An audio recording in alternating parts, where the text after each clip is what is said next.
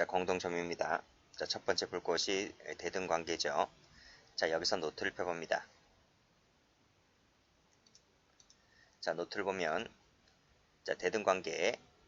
자, 여기서 이제 공유, 총유, 합유가 있는데요. 민법에서는 공유, 총유, 합유가 약간씩 차이가 있습니다. 그래서 각각을 구별해서 공부를 하죠. 그렇지만 우리 형법에서는 민법처럼 그렇게 자세히 공부할 것이 아니기 때문에 공유, 총유, 합유가 공동점유 형태다. 이 정도로만 알고 계셔도 됩니다. 이 공유자 상호간, 총유자 상호간, 합유자 상호간은 전부 다 타인 점유를 인정한다. 이 정도면 됩니다. 자, 그러면 다시 교재를 와서 보시면, 자, 대등관계에서 여기 사례 나오죠. 조합 같은 경우에는 합유라고 부르고, 교회 같은 경우는 총유라고 불러요. 그리고 부부 사이에는 이제 공유물로 부르죠. 자, 뭐 동업자도 이제 공동점유 형태고요. 어쨌든 이 공유자들, 이 조합원들 사이, 이 교회인들 사이, 이 부부간, 상호간, 동업자들 사이는 서로 점유 형태가 대등관계입니다. 자, 읽어봅니다. 자, 공동점유자 상호간에는 점유의 타인성이 인정되기 때문에 1인이 다른 점유자의 동의 없이 단독 점유로 옮기잖아요. 그러면 이것이 절도죄가 됩니다. 자, 판례 봅니다. 자, 남편 갑과 별거 중인 을려는 부부죠. 아직 이혼도장 찍지 않았습니다. 그래서 아직은 법적으로 부부입니다. 자, 갑이 보관 중인 인장, 즉 갑은 인장을 갖고 있고, 자, 열쇠는 누가 갖고 있죠?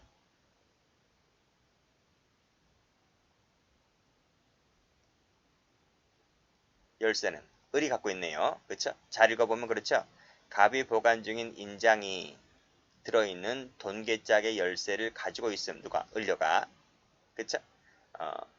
이용하여 남편의 동의 없이 돈계짝을 열고 위 인장을 꺼내갔다. 이 을려의 주책은 뭘까요? 즉, 을려는 지금 남편의 점유를 침해하고 있는 거잖아. 그쵸? 그쵸? 이 열쇠라고 하는 것도, 인장이라고 하는 것도 이 부부가 서로 합의를 하에 열쇠를 넣어서 인장을 꺼내가야 하는 부분이잖아요. 근데 동의 없이 꺼내갔기 때문에 이 부분은 남편의 점유를 침해했다. 그래서 절도죄가 되는 판례다는 것입니다. 자, 그래서 밑에 보시게 되면 인장은 그렇죠? 공동 보관하에 있다. 즉 공동 점유하에 있다는 거죠. 보관자 중 1인이 처가 남편 동의 없이 영득 의사를 위 인장을 취거 가져갔을 때에는 절도죄가 된다는 것이 판례입니다. 자, 됐고. 자, 그 밑에도 판례 보면, 자, 공유관계죠. 타인 점유를 인정하죠. 그래서 절도죄의 객체가 된다. 여기도 조합원의 공동점유를 뭐라 한다고 했어요? 한마디로 합의라 그랬습니다. 그래서 조합원의 승낙 없이 가져가면 절도가 됩니다. 갑은 자신과 을이 동업자금으로 구입했다. 포크레인 한 대를 동업으로 구입한 겁니다. 공동소유고 공동점유가 되는 거죠. 허락 없이 가져갔기 때문에 절도가 됩니다. 동업체에 제공된 물품이니까 동업관계죠. 그래서 이 물품은 공동점유가 되는 겁니다. 가져가면 절도가 됩니다. 교회가 두 개로 분열됐네요. 그렇죠? 그랬을 때 그 재산의 처분에 관해서는 교인들의 총의에 따라서 해야 된다. 이 총의가 바로 뭡니까? 교회라고 하면 뭐라고 한다 그랬어요? 공동소유 형태를 올라가 보시면 교회는 총의라 부른다 그랬습니다. 그래서 교회인들의 공동소유 형태를 뭐라고 한다? 총유물 이라 한다 했습니다. 자, 그와 같은 절차 없이 이 물건을 가져가면 절도가 된다는 것이 판례입니다. 자, 다음 판례. 조합관계죠. 조합은 뭐라고 했습니까? 합의관계라고 그랬죠. 합의관계. 근데 이 중에서 한 명이 두 사람으로 구성됐는데요. 두 사람으로 된 동업관계인데 그 중에 한 명이 탈퇴를 하면 그때는 단독 점유가 되는 거죠. 그렇죠? 그래서 여기서 탈퇴했다 세무쳐 볼게요. 그랬다면 단독 점유가 되는 것이기 때문에 단독 소유, 단독 점유가 되는 것이기 때문에 그때는 뭐가 된다? 탈퇴로 인한 계산 문제, 민사 문제만 남았다는 겁니다. 자, 형사 문제는 남지 않았다는 거죠. 그래서 불화가 생겨서 한 사람이 나오지 않았다는 것이 탈탈한 얘기죠.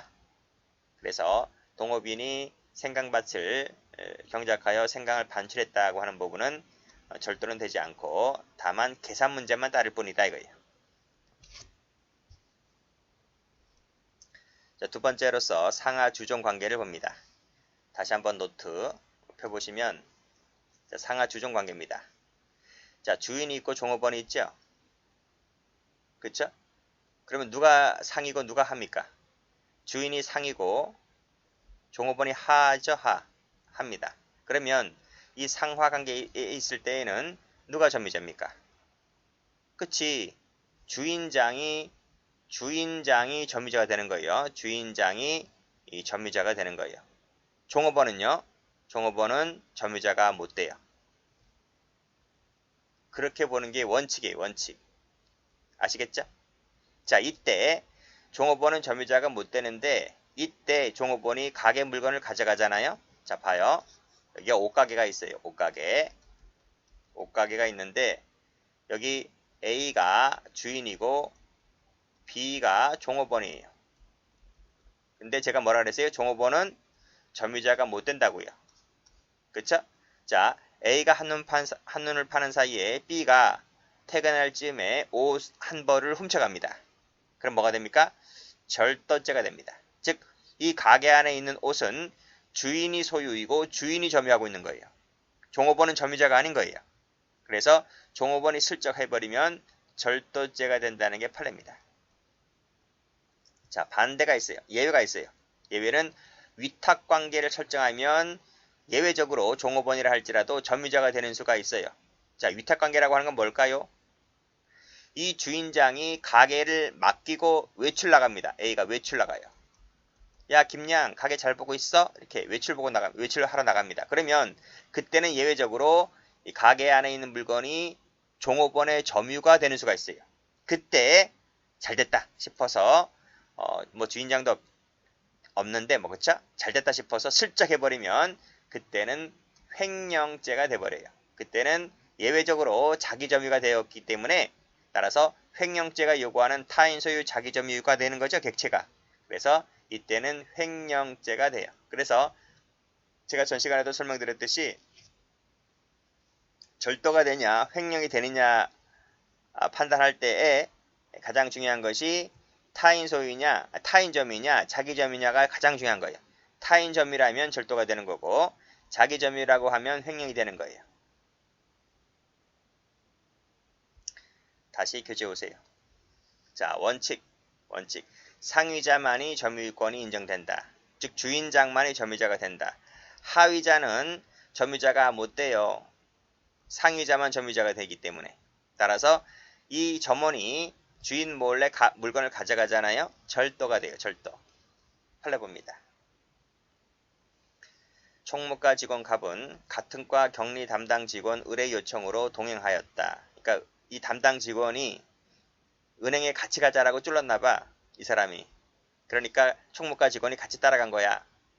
누가 담당 직원이라고? 이 사람이 담당 직원이라고요. 그러니까 이 사람이 상위자가 되는 거고 같은 과 직원 동행한 사람은 하위자가 되는 거예요. 같이 동행을 했다. 은행 가서 200을 찾아왔고 그 중에 50만 원을 이 의뢰 부탁으로 갑이 소지하게 됐단 말이죠. 자, 사무실에 당도하여 50만 원을 을에게 교부를 할 때 10만 원을 현금처럼 가장한 돈뭉치기와 바꿔치기 하였다. 돈뭉치기와 바꿔치기 하였다는 것이 무슨 죄가 될 거냐 하는 거예요. 절도입니까? 횡령입니까? 절도입니까? 횡령입니까? 판례가 뭐라 그래? 상하 주종 관계에는 상위자만 점유자가 된다니까요. 그러면 격리 담당 직원이 요청으로 갔으니까 이 담당 직원이라 했잖아요. 그럼 이 사람이 상위자란 말이에요. 설령 이 50만 원을 갑이 보관하고 있었다 할지라도 이 사람은 하위자란 말이에요. 하위자. 점유권이 인정되지 않아요. 그치? 그래서 돈을 돌려주지 않았다라고 했을 때 이것은 절도가 된다는 것이 판례입니다. 그렇게 봅니다. 그래서 이 점원이 갔던 것은 단순한 운반용으로 운반하기 위한 용도로 갔던 것뿐이야.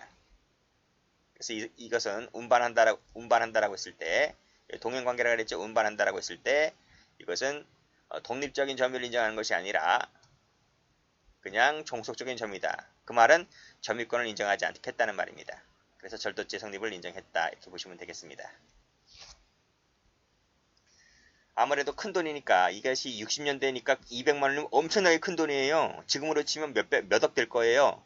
그러니까 워낙 큰 돈이니까 이 여성 같아요. 이 사람이 혼자 가기 좀 겁이 나니까 부하 직원에게 같이 가자라고 했던 것 같아요. 그래서 이제 또 어떻게 될지 모르니까 200원 중에서 나머지 내가 갖고 있고 50만 원을 너가 갖고 있고 이렇게 절도 소매치기 당할 수가 있으니까요. 이렇게 해서 왔는데 이 친구가 돌려주지 않았다는 거죠. 그랬을 때 절도죄가 된다는 것이 판례입니다. 상하 주종 관계로 보아서 절도죄 성립을 인정했던 판례입니다. 이 사실관계가 판결 유지보다는 이 사실관계가 출제가 몇 번 되었기 때문에 이 사실관계를 잘 파악을 해두세요. 두 번째를 갑니다. 예외적으로 점유권이 인정되는 부분을 봅니다. 자, 고도의 신뢰관계가 있어서 처분권이 위임되어 있다면, 이게 바로 무슨 말이라고요? 위탁관계가 설정되어 있다면, 위탁 동그라미 그 말입니다. 그랬다면 종업원에게 점유권이 인정되는 것이므로 이때 종업원이 슬쩍 해버리면 횡령이 됩니다. 자, 판례 볼까요? 여기 보세요. 점포주인 을은 전문에게 금고 열쇠와 오토바이를 맡겼잖아요. 이 맡겼다는 부분이 뭐예요? 세무쳐요. 절도가 안 되면 세무칩니다. 위탁관계라고. 위탁관계. 그때 점유권 인정되는 거예요. 자, 20만 원은 가스요금으로 지급할 것을 지시한 다음에 외출을 했다. 단독 점유된 거잖아요. 그쵸? 자, 이 친구가 20만 원을 꺼내어서 도주를 해버렸습니다. 그쵸? 이 20만 원도 엄청나게 큰 돈이에요. 이 80년도에는. 자, 횡령죄를 인정했던 판례가 됩니다. 여기서 사실상 지배력을 행사했다는 부분이 바로 뭡니까? 이거지. 오토바이, 금고 열쇠 오토바이를 맡겼다는 부분이지. 됐어요? 그래서 여기서 원래 점유보조자, 민법상의 점유보조자는 누구를 말합니까? 점원을 말합니다. 가게 점원을. 라 할지라도 원래는 점유권이 인정되지 않는데 사실상 지배력을 행사하는 예외적인 경우라고 한다면 점유권이 인정될 수가 있는 것이다. 라고 하는 것을 얘기해주고 있는 겁니다. 자, 그래서 여기서는 자, 위에서는 위탁관계라고 썼으니까 여기서는 이제 자기점유라고 한번 해볼게요. 자기점유가 인정된다. 그래서 횡령이 되는 판례다. 자, 그 다음 판례 갑니다. 똑같죠, 여기도. 오토바이 열쇠를 주면서 오토바이 타고 가서 수표를 현금으로 바꿔오라고 했잖아요. 무슨 말이야? 위탁관계. 그렇죠? 오토바이 열쇠를 주었다는 거죠. 이 부분. 여기서 오토바이를 타고 심부름을 다녀와라, 심부름 다녀와라 이 부분. 그치? 위탁관계입니다.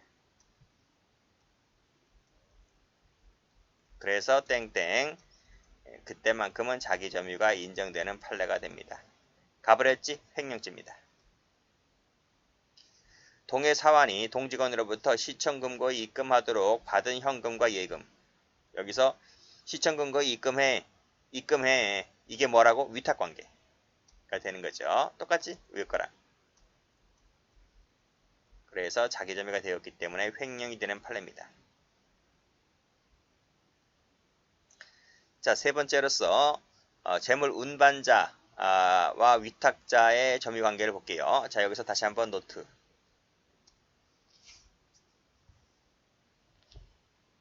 자, 노트 보세요.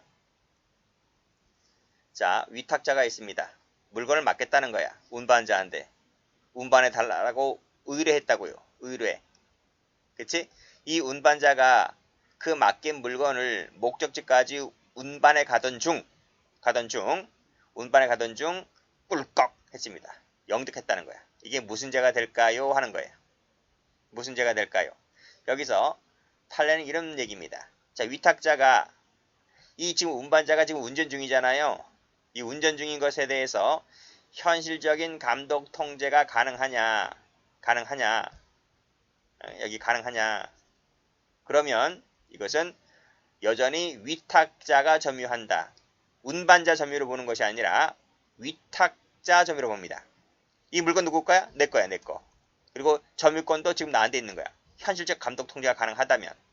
따라서 운반자가 꿀꺽 해버리면 타인 소유, 타인 점유죠. 위탁자 소유, 위탁자 점유이기 때문에 타인 소유, 타인 점유를 꿀꺽 해버렸기 때문에 절도가 됩니다. 그렇게 판례가 봅니다. 반면에 자, 위탁자가 운반자가 운반 중인 이 물건에 대하여 감독 통제가 안 돼요. 그러면 감독 통제가 안 되면 그때는 이 물건을 운반자 점유로 봐요. 위탁자 점유로 보는 것이 아니라. 그러면 이것은 어떻게 됩니까? 타인 소유 자기 점유가 되는 거죠. 그쵸? 그래서 이때는 운반자가 꿀꺽 해버리면 횡령이 됩니다. 그래서 절도가 되느냐 횡령이 되느냐의 문제는 감독 통제가 하냐 하지 않느냐의 문제입니다. 그렇게 보세요. 그렇게 보면 돼요. 자, 그래서 다시 오시면 자, 위탁자의 현실적인 감독 통제 여부에 달려있다. 즉, 현실적인 감독 통제가 가능하다. 가능 동그라미. 그러면 빨간색으로. 그러면 절도입니다. 근데 불가능이다. 세모쳐봐요. 그러면 횡령입니다. 됐어요? 가능한 경우 사례가 나왔는데 그게 열차입니다. 열차는 통제 가능하죠. 지금 열차가 어디를 통과하고 있는지가 지금 나오잖아요. 우리 지금 지하철 타면 안 나와? 버스가 지금 어디 노선을 가고 있는지 통제소에서 그거 모르나? 그잖아요. 그러니까 열차 같은 경우는 안단 말이에요. 통제소에서. 자, 통제가 안 되는 게 있습니다. 그게 화물차야. 화물차 바퀴 달린 거. 화물차는 지금 어디 나가고 있는지를 모르잖아요. 짐꾼도 마찬가지예요. 짐꾼. 뭐 짐꾼에다가 무슨 뭘 위치 추적기를 단 것도 아니잖아요. 그래서 화물차와 짐꾼은 현실적 감독 통제가 안 돼요. 그래서 횡령으로 갑니다. 자, 옛날 판례니까 그렇습니다. 오늘날 판례라면 달라질 수가 있는데 옛날 판례라서 그래. 자, 그래서 열차 동그라미.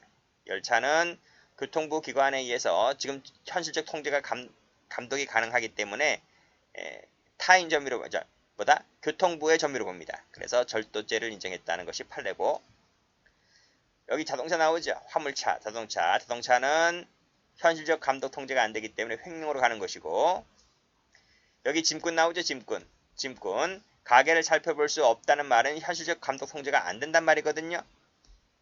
그래서 위탁관계 라고 얘기를 하고 있지만, 보다 정확하게 말씀드리면 여기서는 현실적 감독 통제가 안 되기 때문에 횡령이다. 이렇게 정리하시면 되겠습니다. 이 판례 나온 게 다 옛날 판례들이야. 그쵸?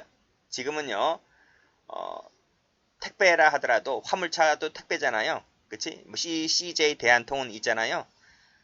뭐 송장번호 치면 나오는데, 송장번호 치면 지금 화물차가 어디가 나가고 있는 게 알 수가 있는데, 시시각각은 모르더라도, 그러니까 오늘날 판례가 없어서 그냥 옛날 과거 판례대로 그냥 공부하시면 돼요. 뭐 오늘날의 판례가 나오면 또 어떻게 바뀔지 모르겠지만 판례가 이게 전부이기 때문에 이대로만 보시면 되겠습니다. 자, 됐네요. 자, 봉암 시정된 포장물의 점유율을 봅니다. 이건 뭐야? 이건 무슨 얘기지? 판례가 있기 때문에 아주 옛날 판례죠. 아주 옛날, 해방되고 나서 6.25 전쟁 터지고 난 다음에 몇 년 있다 나온 판례예요. 이 판례가 시험에 나온 적이 있어. 자주는 아니지만. 이 판례 때문에 공부하는 거예요. 자, 판례는 뭐라고 하냐면 포장물 전체에 대하여는 수탁자가 점유를 가지지만 그 내용물에 대해서는 위탁자가 점유가 인정되기 때문에 전체를 꿀꺽 해버리면 횡령이고 내용물을 꿀꺽 해버리면 절도가 된다는 게 판례입니다. 이거 웃기지 않나요? 이거 한번 봐봐요. 농협직원인 피고인이 보관계약에 의해서 농협창고에 보관 중인 정부 소유의 미국 가마니가 있었단 말이에요. 정부 소유입니다. 쌀 가마니 정부 소유라고요. 이것을 지금 농협창고에 보관 중이라고요. 농협직원이. 근데 이 친구가 그 내용물인 쌀을 약간씩 발췌해서 가져갔어요. 이 해방된 이후에 6.25 전쟁 터지고 난 후라고 했잖아요. 그쵸? 쌀이 얼마나 귀해요, 쌀이. 그러니까 이 사람이 약간씩 빼가지고 집에 가서 밥해 먹었단 말이에요. 이게 절도입니까? 횡령입니까? 여기 판례 가봐요. 판례가 지금 내용물이잖아요. 내용물인 쌀을 가져갔잖아요. 그럼 절도가 되는 거야. 학자들이 비판하는 게 뭔지 아세요? 이런 게 어딨냐, 이런 게. 그러면 이 농협직원이 내용물을 빼가지 말고 왜 약간씩 발췌를 해가냐. 빼가지 말고 아예 그냥 쌀 가마니 전체를 가져가면 횡령이 된다는 얘기지. 횡령죄는 형량이 5년 이하 징역이고 절도는 6년 이하 징역이에요. 형이 이게 더 높은 거예요.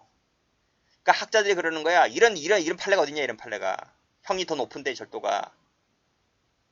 그래도 어디까지나 그건 학자들 얘기고 판례를 공부하셔야 된다고요. 판례는 뭐라 본다?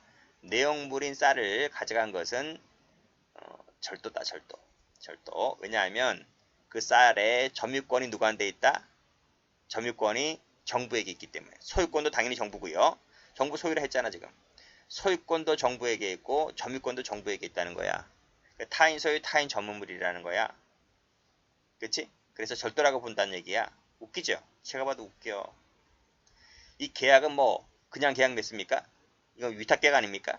위탁계약이면 타인 재물을 점유하는 자라고 해서 보관자 지위를 인정하면 안 됩니까? 그렇잖아요. 근데 어쨌든 판례가 그러니까 그래서 공부를 해두시라고. 뭐 이때 이후로 지금 몇 년 지났습니까? 한 7, 80년 지났나요? 아직까지 판례가 나오고 있지 않기 때문에 이 판례 딸랑 하나 있는 거 요거만 기억을 해두시면 되겠습니다. 자, 그 다음 볼까요? 점유의 주체를 봅니다. 뭐 자연에는 공부할 거 없어요. 자연에는 뭐 뻔한 얘기고요. 사자갑니다. 과연 사자도 점유권이 인정될 수 있을까의 문제입니다. 자, 문제점 볼게요. 자, 사자가 점유의 주체가 될 수 있을까?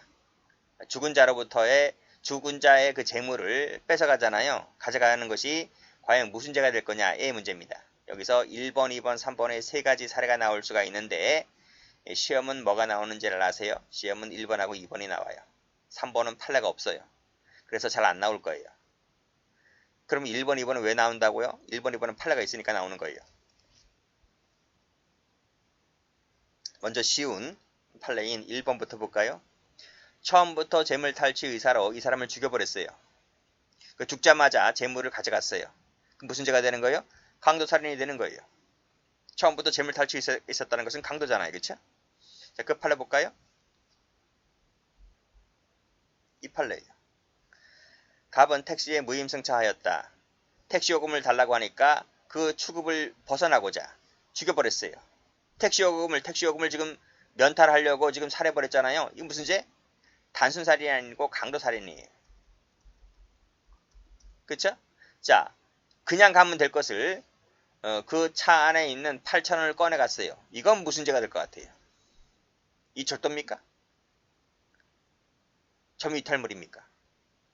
이 뭡니까? 자, 이거잖아. 이 사례 이거잖아요. 살해했다라고 했을 때 무슨 죄? 강도살인죄. 그 즉시 재물 가져간 거. 이걸 뭘로 볼 거냐고. 절도예요? 점유이탈물이. 판례는 이걸 접속범으로 봐요. 그래서 별도로 절도죄의 성립을 인정하지 않습니다. 이 8,000원 절도죄 해봐야 형량 얼마 돼요?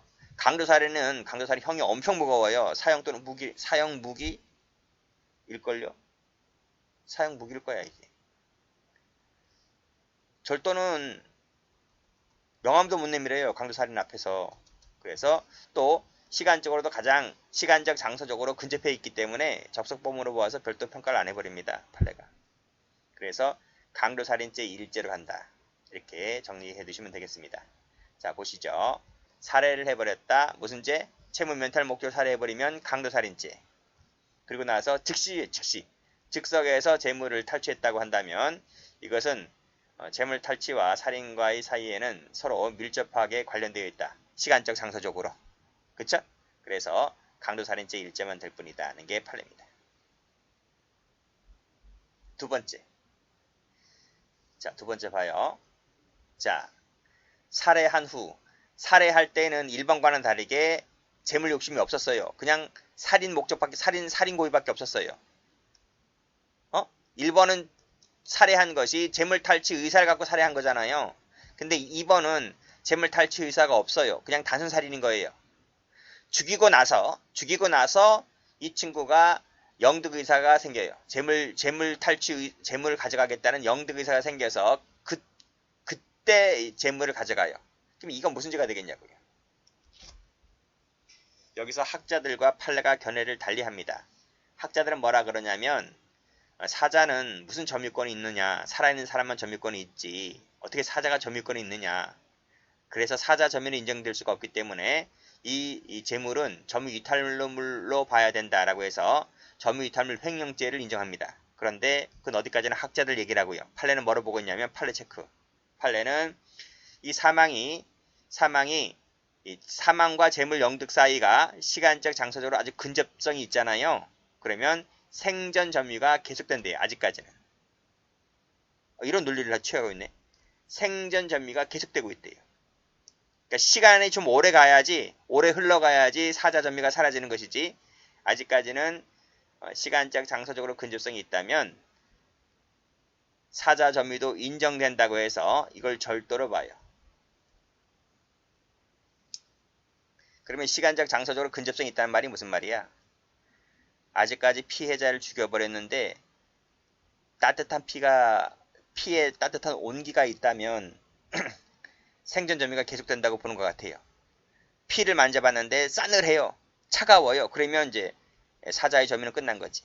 근데 피를 만져보니까 따뜻해요. 그러면 사자 점유는 계속된다. 이런 것이 판례 논리인 것 같아요. 어쨌든 절도가 된다는 게 중요한 거예요. 자, 그 판례 봅니다. 중요한 판례죠. 시험 무수히 많이 나왔습니다. 볼까요? 자, 1시 반경에 새벽 1시 반경입니다. 새벽이라고 해야 되나 이거를? 밤늦게 1시 반입니다. 자취방에서 둘이 같이 술을 마십니다. 그치? 을로부터 모욕적인 언사를 듣자 참지 못하고 칼로 죽여버립니다. 무슨 죄? 살인죄. 이때 무슨 재물 욕심으로 살해한 게 아니잖아요. 단순 살인이 된 거예요.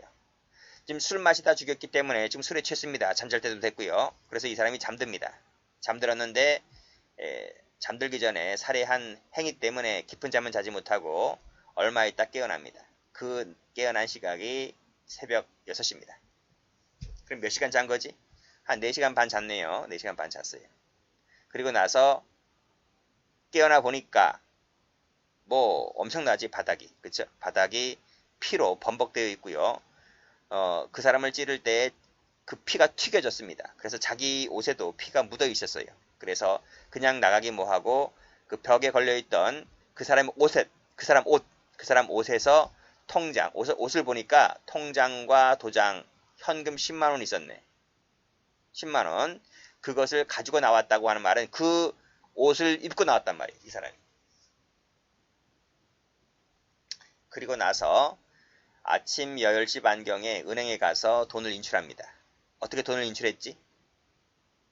그 통장에 보통 비밀번호를 적어놔요. 옛날 사람들이 개념도 없이. 그때는 뭐 실명제도 아닙니다. 뭐 주민등록증거하고 일치 그거 아닙니다. 그때는 아무나 가서 돈 찾으면 찾을 수 있는 거예요. 비밀번호만 알면. 그래서 이 사람이 인출합니다.